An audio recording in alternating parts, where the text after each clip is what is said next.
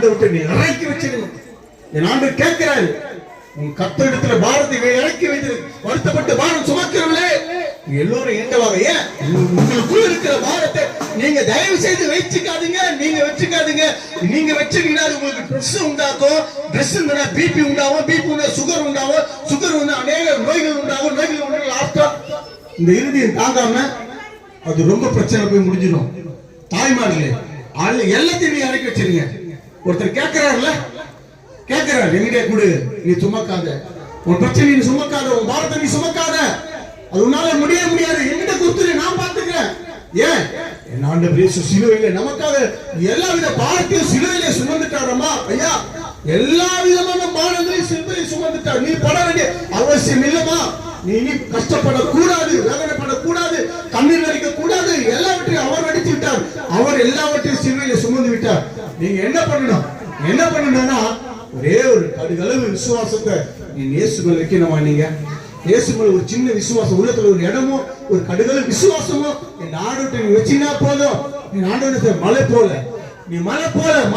உங்க ஆசீர்வாதம் வருமா. தாயே தகப்பன்மாரே, மலை போல ஆசீர்வாதத்தை என் ஆண்டவர் உங்க வாழ்க்கையில் கொடுக்கிற தெய்வம். சின்ன கடுகளை வீட்டுக்கு பயன்படுத்துறீங்களே, கடுகு அது ஒன்னே ஒண்ணு கையை வச்சு எடுத்து பாருங்களேன். ஒண்ணு வராது, கையில் 4-5 ஒட்டிட்டு வந்துடும். ஆமாங்க, ஒன்னு எடுக்கணும். அந்த அளவு நீங்க ஆண்டவரை நம்பிக்கை வச்சா போதும். இந்த வருடத்துல நீங்க எதிர்பார்க்கிற நன்மை உங்க குடும்பத்துல உங்க இல்லத்துல வந்து சேருமா. இந்த இயேசு ரொம்ப நல்லவர். நாங்கள் இயேசு நம்மோடு திருசபை ராயபுரத்தில் உள்ள இயேசு நம்மோடு திருசபை மாதா சர்ச்சில் உள்ள இருக்கு. அங்க சண்முகா ஸ்பெஷலிஸ்ட் ஹாஸ்பிட்டல் உண்டு. அங்க ஞாயிற்றுக்கிழமை காலையில 9 மணிக்கு ஆராதனை நடக்குது. நீங்கள் வாங்க என்று உங்களை அன்போடு நாங்கள் இன்வைட் பண்றோம். உங்களை எதிர்பார்க்கிறோம். வருகிற வாரத்தில் தயங்காம நீங்க வீட்டில் இருக்கிற நேரங்களை, நீங்கள் எவ்வளவு நேரங்கள் வீணா போயிடுது, ஆனா உங்க அந்த நேரத்தை பொன்னான நேரத்தை கொடுங்க. ஆண்டவர்கிட்ட கொடுத்தீங்கன்னா வாழ்க்கையில பெரிய மாற்றம் எதிர்பார்க்க. உங்க யாருன்னா ஜெபிக்கணும்னா வந்து ஜெபம் பண்ணி கொடுங்கம்மா. எனக்காக ஜெபம் பண்ணுங்க.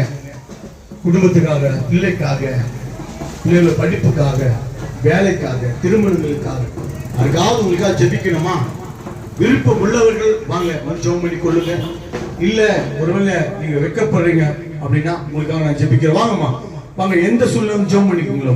வாங்க உங்க அன்போடு அழைக்கிறோம். என் ஆண்டவர் இயேசு நேசிக்கிறான். என் ஆண்டவர் இயேசு ஸ்டிபனையா ஜெபம் பண்ணுங்கய்யா. நமக்கு வாங்கம்மா ஜெபம் பண்ணுமா. உங்களுக்காக, குடும்பத்துக்காக, கடன் பிரச்சனைக்காக, பண பிரச்சனைக்காக, குடும்பத்துல சண்டை பிரச்சனைகள், சமாதானம் குறைவு, வீட்டுல வருமானங்கள் இல்ல, ஒரே போராட்டமா இருக்கு, நோய் நொடி பிரச்சனைகள் குடும்பங்களிலே சமாளிக்க முடியலன்னு சொல்லிட்டு நினைக்கிறீங்களா. வாங்கம்மா ஜெபம் பண்ணி கொள்ளுங்க. வாங்க, யோசிக்காதீங்க. என் ஆண்டவர்